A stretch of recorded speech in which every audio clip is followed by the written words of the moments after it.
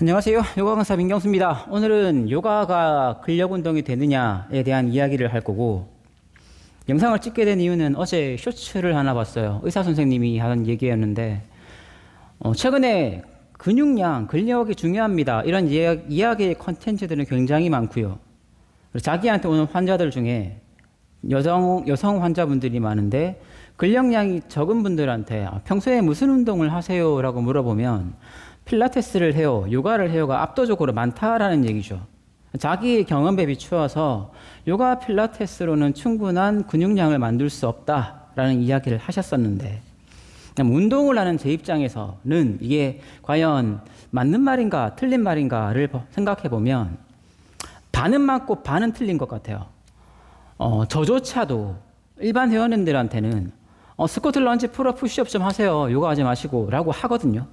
왜 그렇게 이야기하는지는 차차 설명하게 될 거고, 저야 운동을 가르치는 걸 직업으로 삼고 있는 사람이니까 다른 분들보다는 몸을 쓸 확률이 굉장히 높고, 의사 선생님들의 입장에서는 몸을 쓰는 게 주직업은 아니시니까 받아들이는 데이터, 자기들한테 오는 사람들은 아픈 사람들이 많으실 거고, 대부분의 그런 경우는 제 생각에도 요가 필라테스 같은 적게 움직일 수 있는 운동들이 많을 거라고 생각해요. 영상을 하나 먼저 한번 보죠.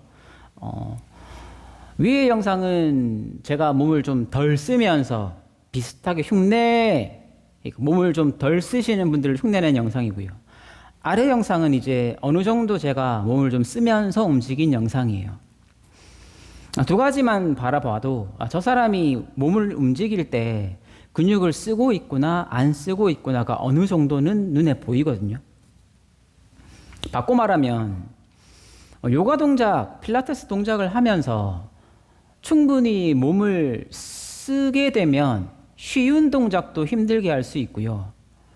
몸을 안 쓰면서도 비슷하게 흉내낼 수 있어요. 제가 기준으로 삼는 동작, 테이블 포즈부터 다운독, 플랭크, 차투랑가, 부장가를 어디를 목표로 삼고 가냐면, 아까 보여드린 영상의 연장선상에 있게 될 텐데, 어깨를 적어도 손목 위에, 뒤로는 빠지지 않게 어깨를 적어도 손목 위에는 두고 무릎을 골반, 엉덩이를 무릎 위에, 그러면 팔다리가 바닥과 직각에 가까워지겠죠. 이 상태에서 이제 발가락과 손바닥은 움직이지 않을 거예요. 이 상태로 다운독을 가게 되면 생각보다 팔다리 간격이 좁고요.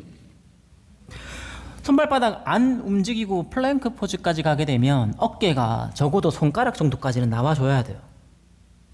여기에서 차투랑가를 그대로 내려가는 게 쉽지 않다라는 얘기죠. 그리고 부장가를 올라가게 되면 손가락, 발가락을 안 움직였다면 여기서 올라가게 될 거고요.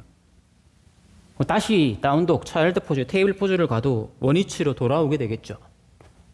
손발가락이 안 움직였다면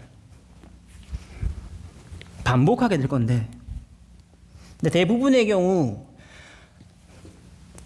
두 팔다리가 바닥과 직각인 상태에서 다운독까지 가서 플랭크까지를 못 가죠. 왜냐하면 어깨를 이만큼 빼게 되면 대개의 경우는 손목이 아플 거니까, 그리고 못 버텨요. 그러면 한번 생각해 봐야겠죠. 요가를 가르치시는 분들이거나 요가를 수련하시는 분들이 이런 형태의 힘을 써야 되는 상황을 만났을 때 어떻게 해결하는가? 대부분의 경우는 쉽게 해결하죠. 이 상태에서 다운독 플랭크로 갈 때 손발 간격 좁아서 힘이 붙인다라면 무의식적으로라도 다리를 뒤로 빼게 될 거고, 그리고 내려가면 쉽게 내려가지니까.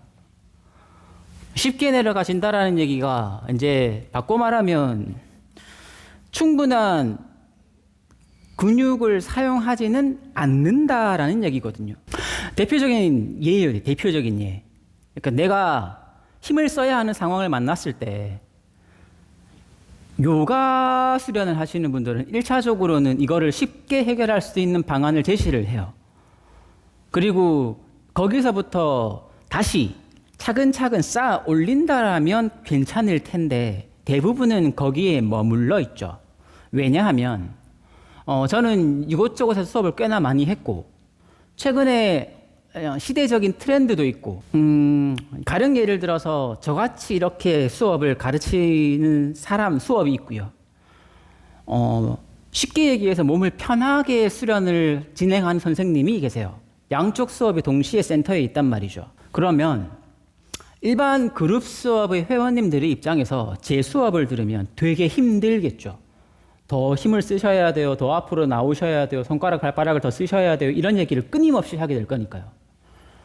수업은 수업대로 힘들고 몸은 몸대로 지치니까 양쪽 수업이 동시에 있다라면 일반 회원님들 입장에서 제 기준으로 한 60, 70, 많이 잡으면 80% 정도는 제 수업을 안 들어요. 편하게 진행하는 수업을 듣겠죠. 그러다 보니 이 60, 70, 80%에 해당하는 이분들이 요가 수련, 필라테스 수련만 하게 되면 높은 확률로 의사쌤한테 가면 근력량이 부족합니다 라는 이야기를 들을 거예요. 왜냐하면 근육을 쓰면서 하는 수업을 안 듣게 될 거니까. 안타깝지만 이게 제가 바라보는 요가 수업들의 현실이에요. 차투랑가 포지션을 정확하게 하시는 분들이 잘 없어요. 쉽게 말하면 푸시업을 하시는 분들이 없다라는 얘기죠. 그럼 조금 더 나뉘어서 한번 생각해 보죠. 왜 이런 현상이 발생하는가? 첫 번째는 난이도 조절에 관한 문제에 있어요. 난이도 조절. 지금부터 하는 얘기는 단순히 근육량, 근력을 어떻게 키울 건가에만 초점이 맞춰져 있어요. 나머지 움직임들, 전환들은 일단은 빼놓고 생각하는 거예요. 왜냐하면 대부분의 영상들에서 일단은 1차적으로 나이가 들수록 근육량이 중요합니다 라는 이야기를 하니까 이 근육량을 지키려면 어떻게 해야 되지를 먼저 보자라는 얘기죠. 그러면 첫 번째, 난이도의 조절. 아까 전에 제가 보여드린 영상, 그리고 다운독 플랭크 차트랑가 부장가 가는데 손발의 간격이 난이도라고 볼 수 있고요. 쉽게 말하면 중량으로 치면 이제 내가 중량을 30을 칠 건지 50을 칠 건지 100을 칠 건지가 이제 거기에 대한 중량의 난이도겠죠. 중량은 조금 더 명확해요. 내가 감당할 수 없는 중량을 치게 되면 실패하죠. 들 수 없고 밀 수 없고 설 수 없어요. 이거보다 중량을 낮추면 내가 여기서부터 운동을 하면 되겠다라는 난이도의 조절이 되는데 요가 동작들은 그렇지 않죠. 아까 설명했던 것처럼 같은 동작을 해도 조금만 팔다리가 바뀌어버리면 쉽게 흉내낼 수 있어요. 바꿔 말하면 내가 근력을 쓰지 않아도 그 동작을 비슷하게 할 수 있다라는 얘기죠. 그러면 근육이 안 쓰여지니까 근력이 늘진 않을 거고, 그러면 운동은 하고 있지만 근육량은 증가하지 않으니까 아마 이런 걸 어떻게 해결할 건데 라고 저한테 묻는다라면 크게 두 가지 정도로 해결할 수 있을 거거든요. 요가 필라테스만 수련을 해도 이렇게 몸을 잘 쓸 수 있어요 라는 퍼포먼스로 증명할 수 있고요. 근육을 쓰는 형태로 몸을 이렇게 잘 쓸 수 있어요 라는 퍼포먼스. 두 번째, 인바디를 측정을 해보시고 지방량은 그대로인데 요가 필라테스 수련만 해도 근육량이 늘고 있어요를 수치로 증명할 수 있어요. 반드시 조건은 달려져 있겠죠. 별도의 근력 운동이 아니라 요가 필라테스 수련만으로 근육량이 늘릴 수 있어요를 증명할 수 있어요. 실제로 저는 요가 수련, 특히 아시탄가 같은 거 하면 당연히 늘 거니까 그 기간 동안 늘기도 했어요. 이런 것들은 수치로 증명 가능하고요. 첫 번째, 퍼포먼스류들은 조금 고민해 봐야 되는 게 뭐냐면 이런 케이스들이 있거든요. 제가 이런 종종 선생님들을 만나면 어렸을 때 뭐 하셨어요? 라고 묻는 경우들이 많아요. 왜냐하면 어렸을 때 무용을 했거나 발레를 했거나 뭐 수영 선출이거나 태권도 선출이거나 예체능계의 운동계의 선출이었다라면 분명히 이분들은 요가 필라테스식의 수련을 한 게 아니라 엘리트 교육 받고 몸을 충분히 잘 쓰게 만든 다음에 요가를 필라테스를 시작한 거죠. 다른 얘기예요. 요가 필라테스로 근육을 쓸 수 있다는 얘기랑은 말이 안 맞죠. 이런 경우는 제외를 하고 요가 필라테스로만 수련을 해도 이렇게 몸을 잘 쓸 수 있어요 라고 증명할 수 있겠죠. 두 번째는 이제 효율의 문제거든요. 효율. 요가 동작 아사나들로 충분히 근력 운동이 된다라고 저는 생각을 해요. 다만 이제 효율적인 측면을 한번 생각해 보자라는 얘기죠. 내가 바카아사나를 하고 싶은데 여기에 을 짚어서 다리를 들고 싶다라는 얘기죠.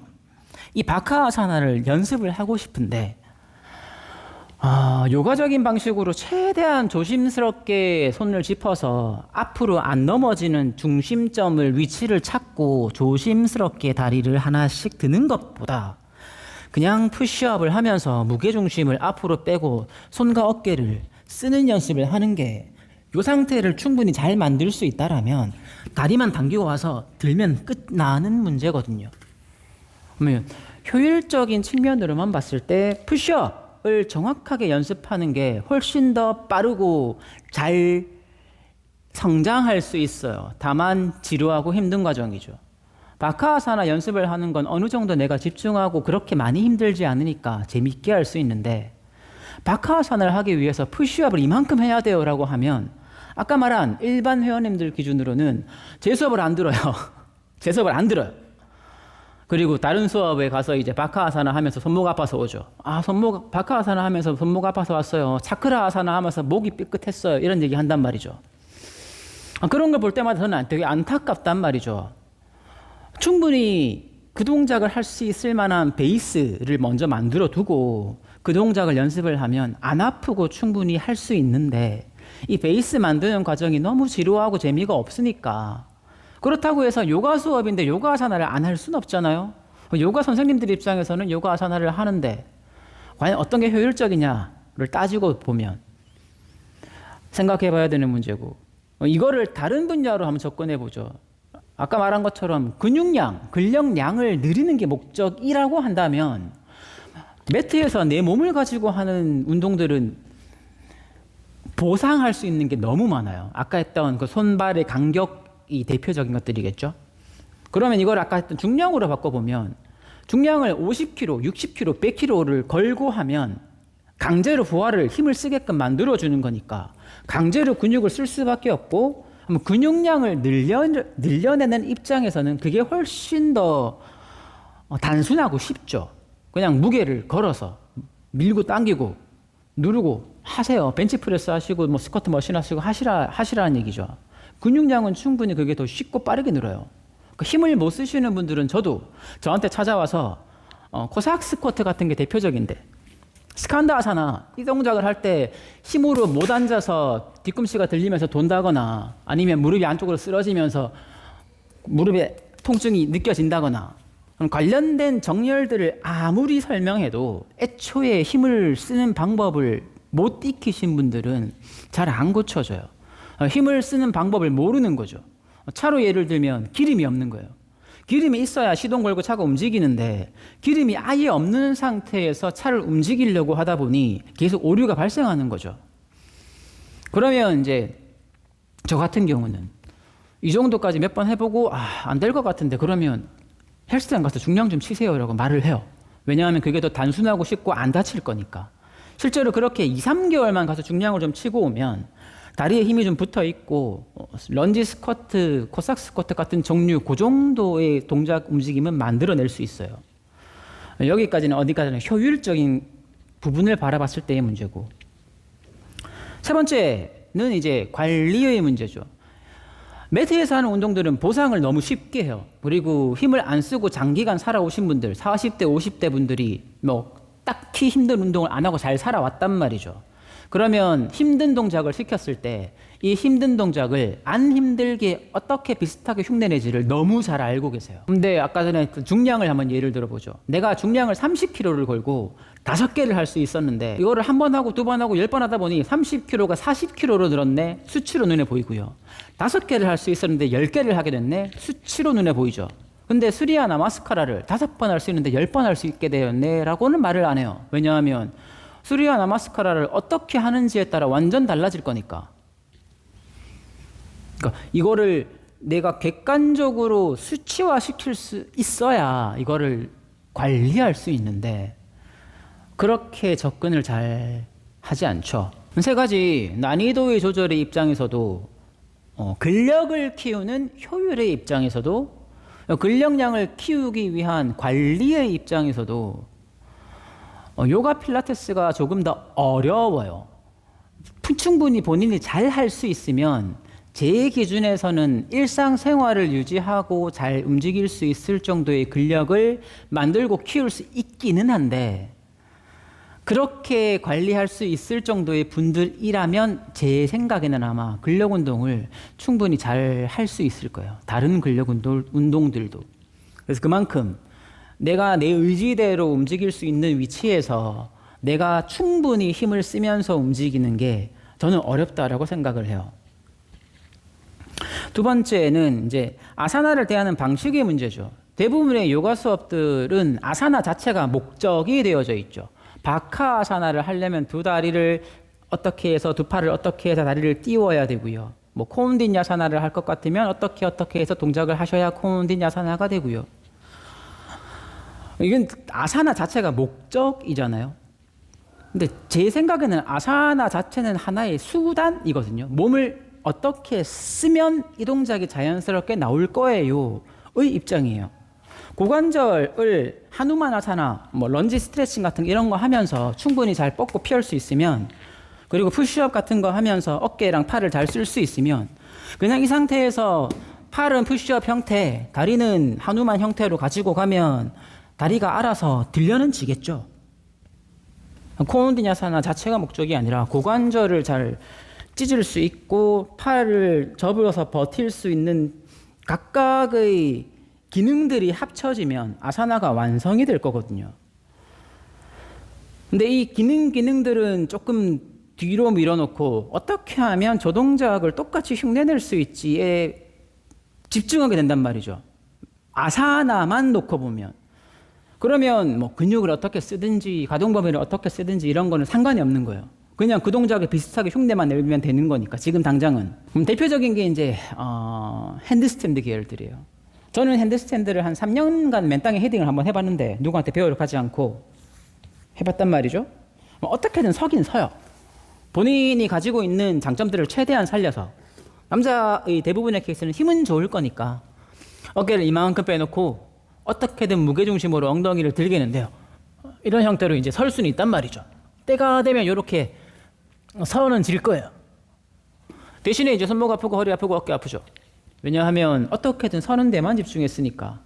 그리고 나중에 조금 이제 정식으로 배워도 보고 정식으로 훈련도 해보고 그러다 보면서 깨달은 건 핸드스탠드 자체가 목적이라기보단 핸드스탠드에 관련된 기본적인 운동들을 충분히 반복하다 보면 핸드스탠드의 퍼포먼스가 막 올라가기 시작을 하더라고요. 제 기준에서 아사나들도 비슷하다라고 생각하거든요. 핸드스탠드처럼 저 아사나를 하려면 내가 이런 류들의 훈련들을 보조 운동들을 반복하다 보면 저걸 할 수 있겠구나. 이런 류들의 이 빌드업 하는 과정들이 제 생각에는 그 의사 선생님들이 말씀하시는 근력 운동들, 가동 범위 훈련들, 지구력 훈련들 이런 거라고 생각을 해요. 의사 선생님들이 만나는 사람들은 제 생각에는 아까 말한 근력을 쓰면서 요가 필라테스를 하는 그룹이 아니라 근력을 최대한 덜 쓰면서 비슷하게 흉내내는 사람들일 거라고 봐요. 그럼 이 사람들이 몸이 아프니까 의사를 찾게 되겠죠. 그럼 반대로 말하면 의사 선생님들의 입장에서는 제대로 수련하는 사람들은 잘 못 보실 거고 주로 아프게 수련하시는 분들을 보게 될 거니까 의사 선생님들은 분명히 요가 필라테스를 하면 근육량이 이렇게 늘지 않는구나, 다치게 몸을 쓰는구나 라고 생각할 수 있어요. 왜냐하면 아파야 의사 선생님을 보러 갈 거니까요.